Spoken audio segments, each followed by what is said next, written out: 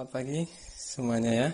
Kali ini kita lanjut pembelajaran kita masih tetap di bab mengenai statistika ya. Kali ini kita belajar tentang diagram batang ya, yaitu cara menyajikan data ya ke dalam bentuk diagram batang. Setelah sebelumnya kita sudah belajar cara menyajikan data ke dalam bentuk diagram lambang atau piktogram.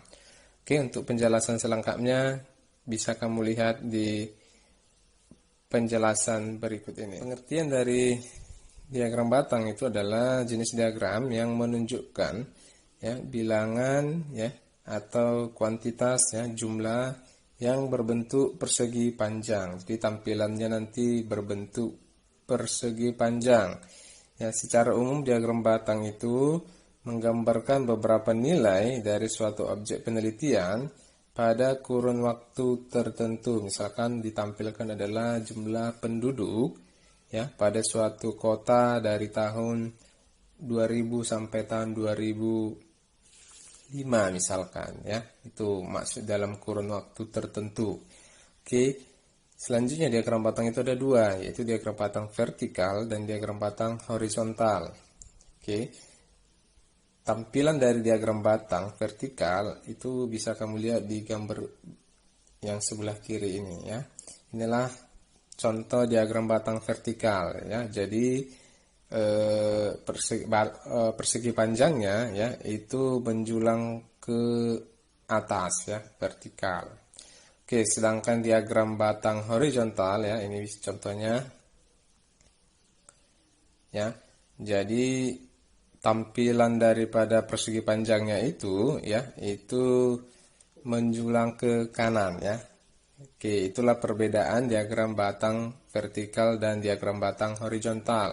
Letak perbedaan selanjutnya ya, kalau diagram batang vertikal ya di sumbu X itu adalah kategorinya ya. Sedangkan di sumbu Y itu adalah frekuensi ya. Oke, sedangkan diagram batang horizontal itu adalah kebalikannya. Di sumbu X itu menunjukkan data frekuensi ya, sedangkan yang di sumbu Y itu menunjukkan data kategorinya. Ya. Oke, itulah letak atau perbedaan dari diagram batang vertikal dan diagram batang horizontal. Oke, selanjutnya kita akan belajar bagaimana cara menyajikan data ya ke dalam bentuk diagram batang yang boleh kamu lihat di penjelasan selanjutnya. Sekarang kita akan membuat ya atau menyajikan data ke dalam bentuk diagram batang ya. Di sini ada Bapak buat langkah-langkah atau bisa juga ciri atau syarat ya membuat diagram batang ya. Yang pertama kita harus membuat dua sumbu ya, yaitu sumbu datar dan sumbu tegak ya. Dan yang kedua, di sumbu datar itu yang kita letakkan adalah kategori ya dari datanya, dan di sumbu tegak itu yang kita letakkan adalah frekuensi dari masing-masing kategori. Itu untuk diagram batang yang vertikal.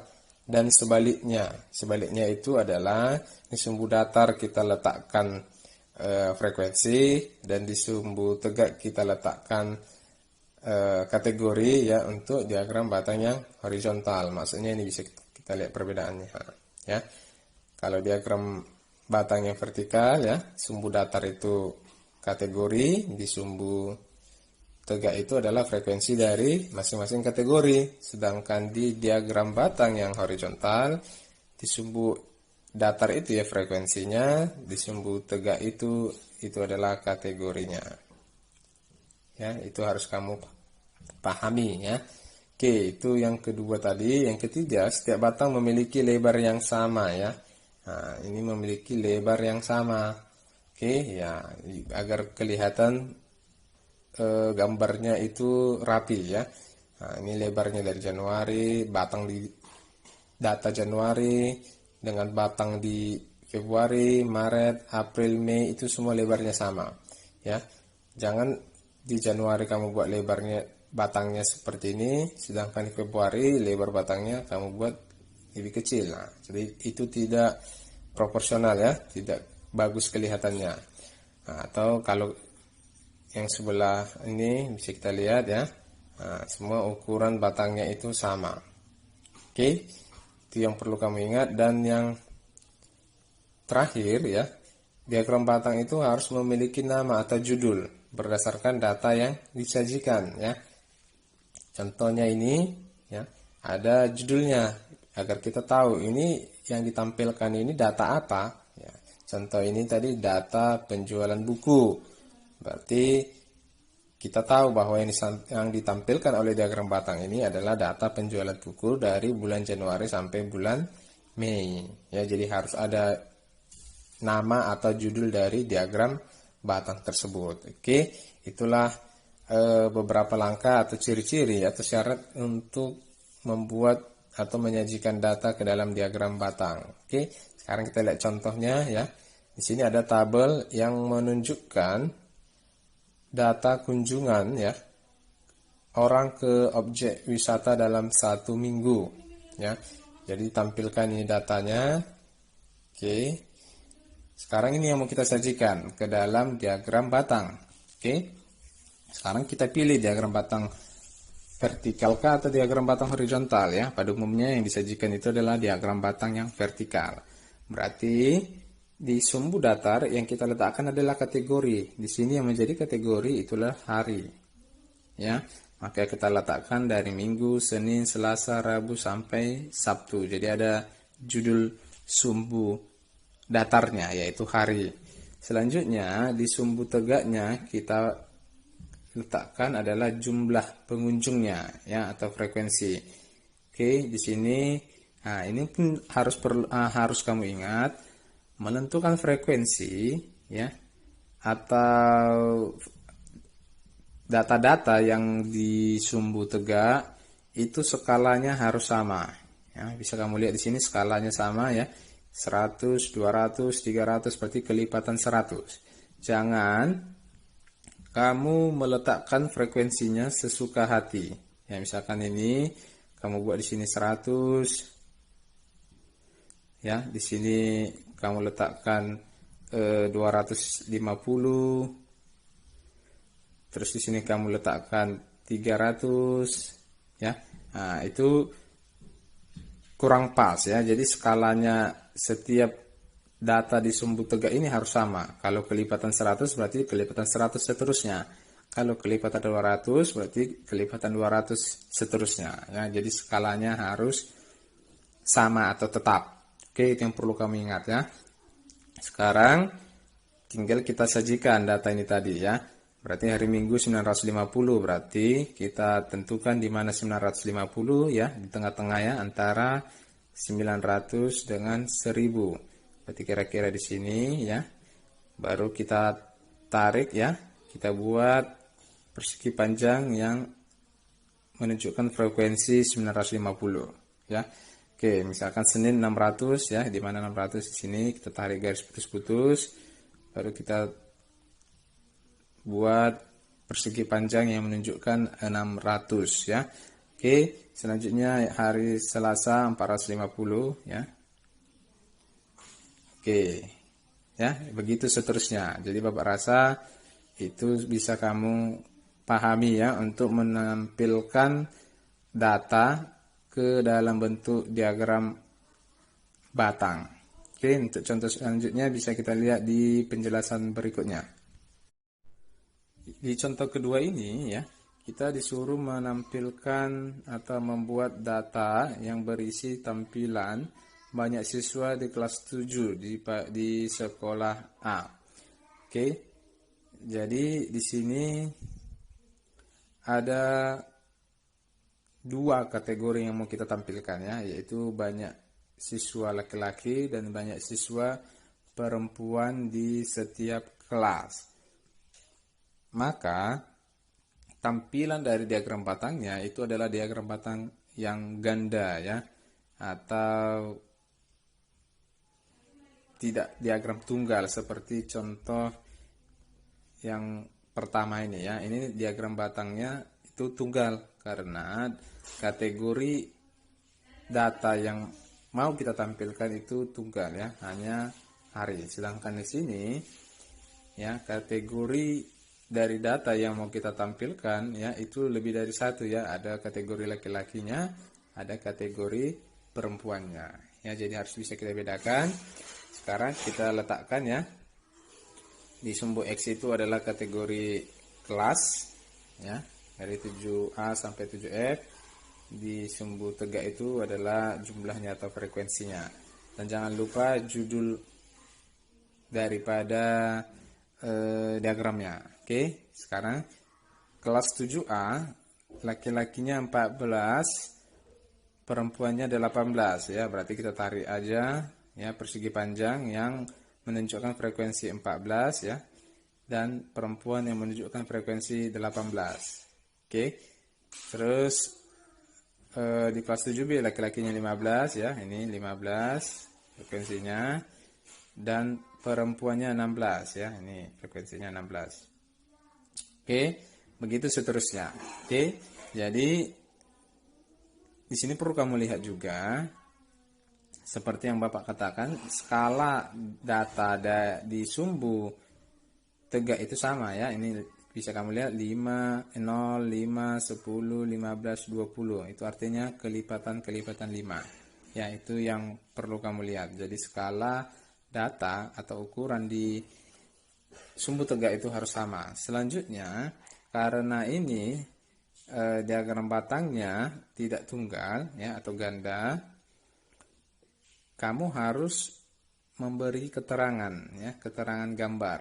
Contohnya ini, kalau ada persegi panjang berwarna biru, maka itu menunjukkan data laki-laki ya. Kalau ada persegi panjang yang berwarna merah, maka itu menunjukkan data perempuan ya. Jadi harus ada keterangan dari diagram batang kita itu ya.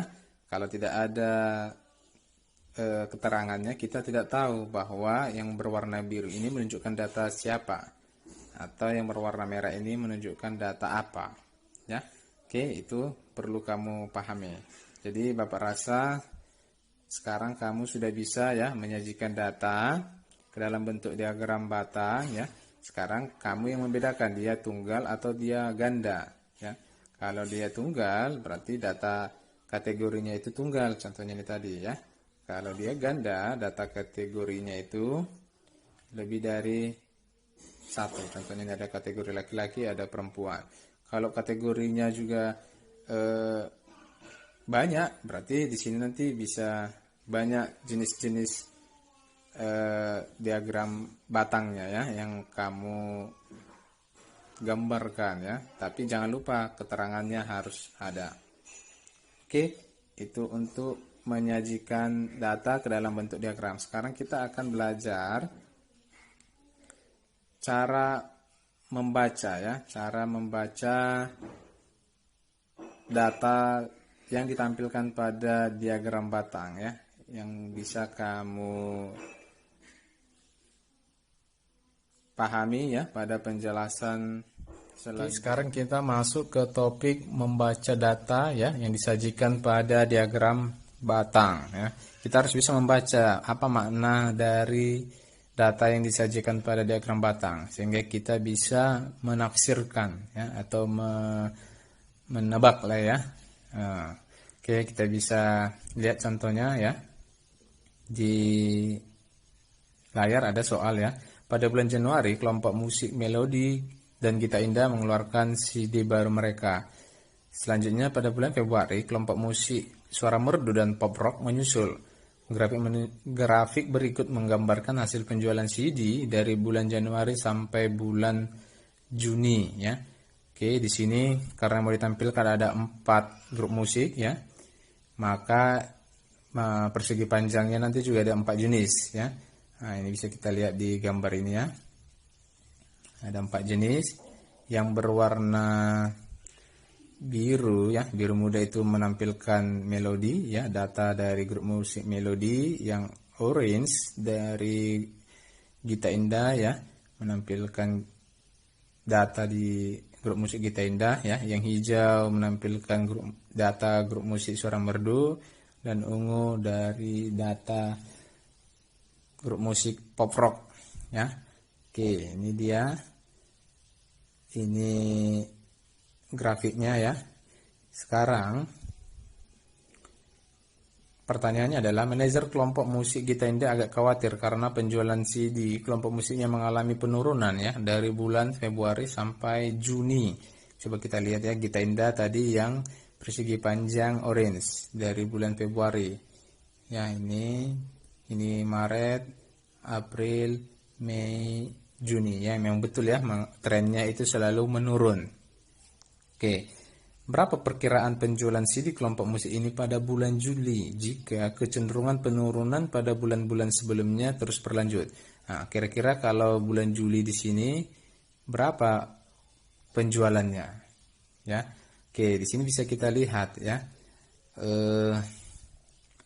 Di Februari penjualannya itu berkisar dari 1000 ini ya, 1750 sampai 2000. Ya, di bulan Maret berkisar 1500 sampai 1750. Ya, di bulan April penjualannya berkisar 1250 sampai 1500 ya. Di bulan Mei ya penjualannya di angka 750 sampai 1000. Baru di bulan Juni penjualannya di angka 500 sampai 750. Sekarang kalau di bulan Juli kira-kira berapa penjualannya ya? Berarti di antara 250 sampai 500 ya. Kira-kira begitu tren penurunan penjualan CD-nya.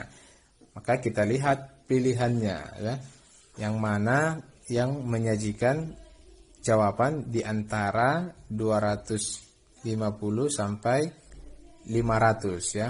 Maka jawabannya itu adalah di C ya. Maka jawaban yang betul adalah C, yaitu 370 CD. Kira-kira penjualan CD kelompok musik Gita Indah di bulan Juli ya. Kenapa bisa kita memperkirakan? Karena trennya tadi bisa kita lihat ya. Oke. Sampai di sini ada yang mau ditanyakan? Oke, Bapak.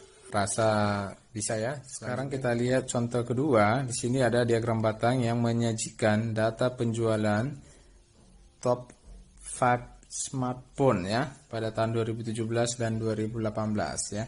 Oke, di sini bisa kita lihat. Karena dia ada dua kategori yang ditampilkan ya, 2017 dan 2018, maka batangnya ada dua jenis nanti ya. 2017 keterangannya berwarna ya begini, 2018 berwarna hijau ya. 2017 tadi berwarna biru. Di sini bisa kita lihat ya, data penjualan Samsung, handphone merek Samsung, Xiaomi, Oppo, Vivo, Advan dan yang lainnya. Oke. Berdasarkan diagram di atas, manakah pernyataan berikut ini yang benar atau salah? Lingkari benar kalau benar, salah kalau salah pada masing-masing pernyataan. Oke, kita lihat ya. Yang pertama, smartphone Samsung mengalami penurunan terbesar dari tahun 2017 sampai 2018 di antara top 5 smartphone ya. Kita lihat yang mengalami penurunan terbesar. Yang mengalami penurunan itu yaitu Samsung, Oppo, dan Advan. Kita lihat penurunan terbesarnya. Kalau ini tadi 5%, ini tadi Oppo 4%, ya. Advan itu 3% penurunannya, ya. Berarti dari sini bisa kita tahu ya, berarti yang mengalami penurunan terbesar itu adalah smartphone Samsung. Berarti pernyataannya adalah benar. Oke. Tuh. Yang pernyataan yang pertama. Yang kedua, hanya smartphone Xiaomi yang mengalami peningkatan penjualan dari tahun 2017 sampai 2018. Kita lihat yang mengalami peningkatan, yaitu Xiaomi, terus Vivo. Sudah? Oke, berarti ada dua ya, Xiaomi dan Vivo. Pernyataan tadi hanya Xiaomi yang mengalami peningkatan, berarti pernyataannya salah. Oke, itu yang kedua. Yang ketiga, walaupun mengalami penurunan, penjualan smartphone Samsung tetap yang tertinggi dibandingkan penjualan merek smartphone lainnya. Ya. Oke, kita lihat. Samsung ya, 2018 penjualannya 27% ya, turun dari 32% ke 27%. Xiaomi mengalami peningkatan ya, dari 3% menjadi 25%. Oppo mengalami penurunan dari 24% menjadi 18%. Vivo mengalami peningkatan dari 3% menjadi 9%. Advan mengalami penurunan dari 9% ke 6%. Ya, memang betul ya, walaupun mengalami penurunan, Samsung dia masih di posisi teratas dari hal penjualan smartphone, di mana dia berhasil menjual smartphone Samsungnya sebesar 27% dibandingkan yang lain di bawahnya ya. Xiaomi 25%, Oppo 18%, Vivo 9%, dan Advan hanya 6% ya. Berarti pernyataan yang ketiga ini bernilai benar. Oke, itulah cara membaca data yang disajikan ke dalam diagram batang. Oke, itulah topik kita untuk hari ini. Bapak harap kalian bisa paham ya. Kalau kurang jelas boleh nanti dikomentari ya. Jadi Bapak ucapkan terima kasih.